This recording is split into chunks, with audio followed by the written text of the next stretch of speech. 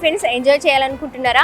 కానీ టేస్ట్తో పాటు healthy, hygienic and delicious tiffins ఎక్కడ దొరుకుతాయని ఆలోచిస్తూ ఉన్నారా? అయితే ఈ గుడ్ న్యూస్ మీకోసమే. హోటల్ 1977 అమ్మమ్మ రుచులు వారు ఈరోజు బాపట్లలో చాలా గ్రాండ్గా ఈ హోటల్ని ఓపెన్ చేశారు. ఇక్కడ చాలా రకాల టిఫిన్స్ చాలా డెలిషియస్గా అందించడానికి టీం అందరూ కూడా రెడీగా ఉన్నారు.